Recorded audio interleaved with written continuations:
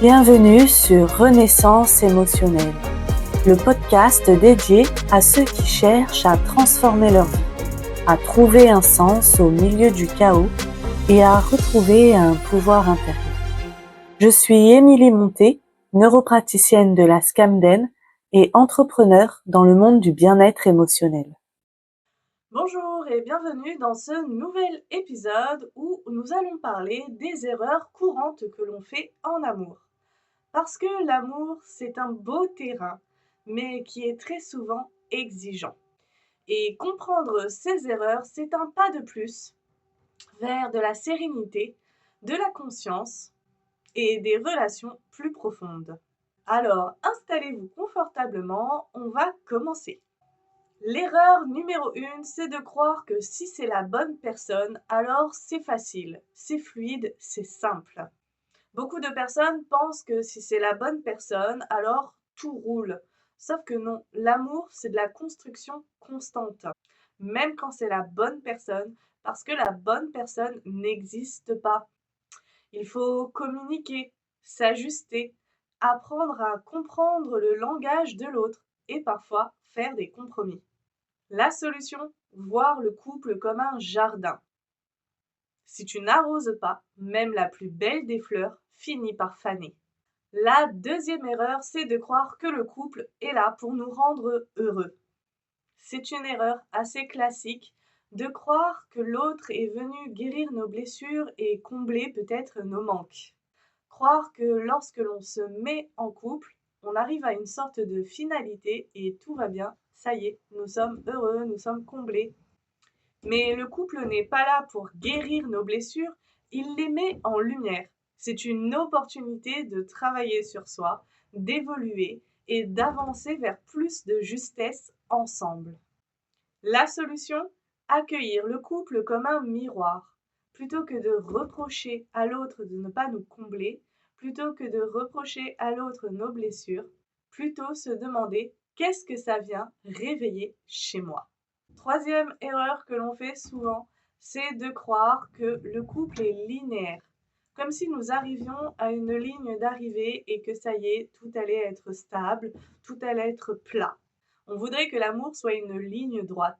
Mais ce n'est pas le cas. Ça bouge, c'est en mouvement. Chacun des partenaires évolue et le couple, qui est une troisième entité, bouge également. La solution, comprendre et accepter qu'il y a des hauts et des bas, que jamais rien n'est fixe et que s'il y a des bas, il peut y avoir des hauts. D'apprendre à surfer sur ces vagues plutôt que de se laisser entraîner par elles. Ce sont des opportunités d'ajustement. Quatrième erreur, c'est de croire à la fatalité de la fin. Certains, et surtout de nos jours, pensent que c'est normal qu'il y ait une fin, qu'à un moment donné, ça casse. C'est comme ça pour tous les couples. L'amour, ça ne tient pas. L'amour, ça s'affaiblit. Ce n'est jamais pareil qu'au début. À un moment donné, ça s'arrête. On n'est plus vraiment amoureux. On est juste l'un à côté de l'autre. Mais si je vous disais plutôt que si les deux partenaires ont la même vision du couple, et que cette vision du couple inclut que l'amour peut durer jusqu'au bout.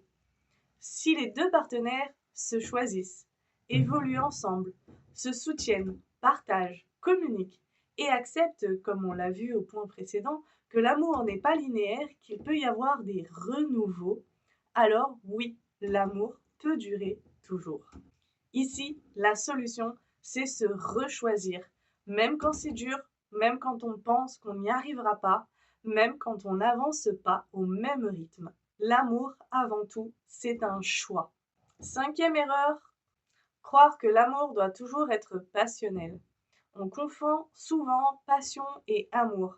Et on pense que parce qu'on ressent ces papillons dans le ventre, parce que l'on ressent là tous ces frissons dans le corps, c'est de l'amour. Alors que non, c'est simplement notre système nerveux qui est en PLS. Cela vient réveiller nos peurs, la peur de perdre l'autre, la peur de réveiller certaines blessures. Et du coup, ce n'est pas de l'amour, c'est de la passion. Et la passion, dans son nom d'origine, c'est de la souffrance. Donc oui, Quand on en ressent des papillons dans le ventre, c'est le système nerveux qui panique.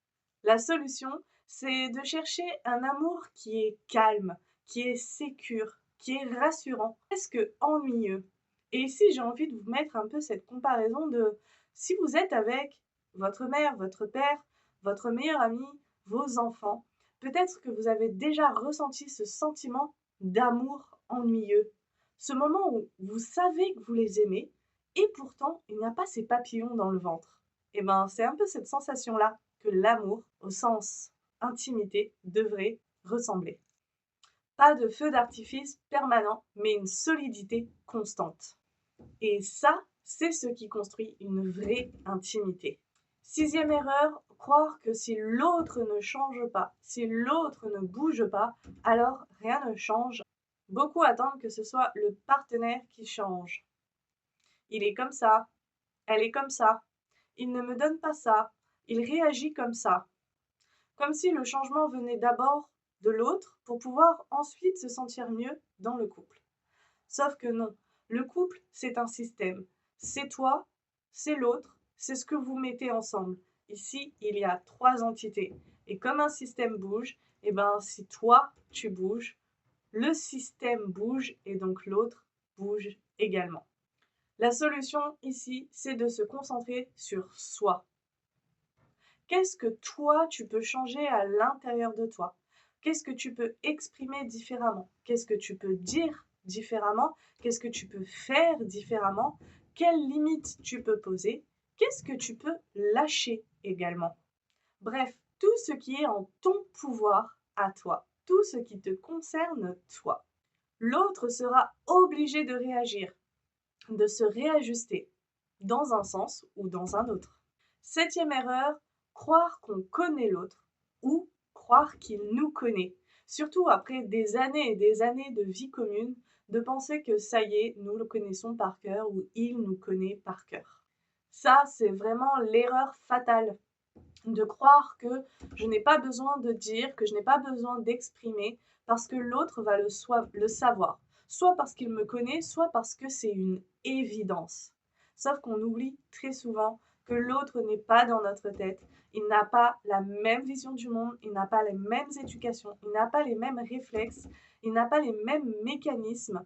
Il a vraiment pas du tout les mêmes perceptions et c'est normal.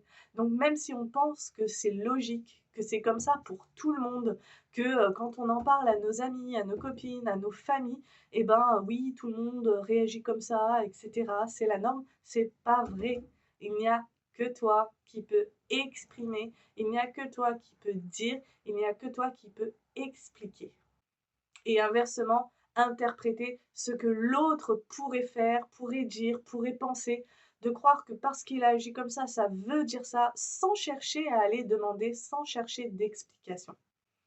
La solution ici, elle est simple, c'est communiquer, poser les choses clairement, dire avec des mots très simples, demander, poser des questions, affiner, arrêter de se retenir. Plus vous êtes dans une relation de communication, et la communication, elle commence par vous.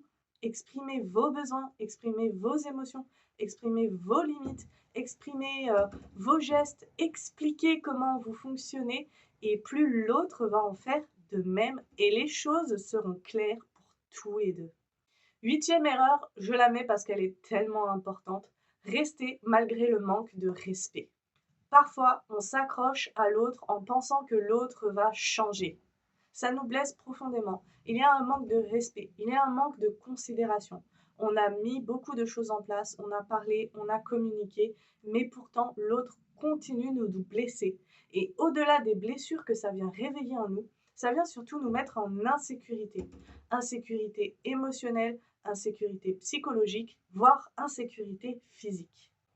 Mais si les red flags sont là, mensonges, manipulation, insultes, cris, violence verbale, violence physique, jalousie excessive et j'en passe, partez.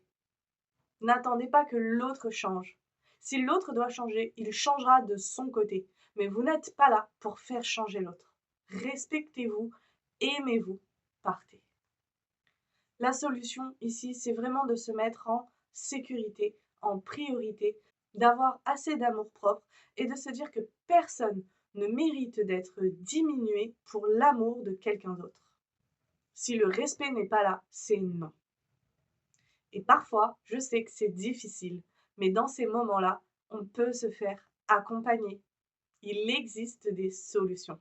9e erreur, c'est de croire que l'amour suffit.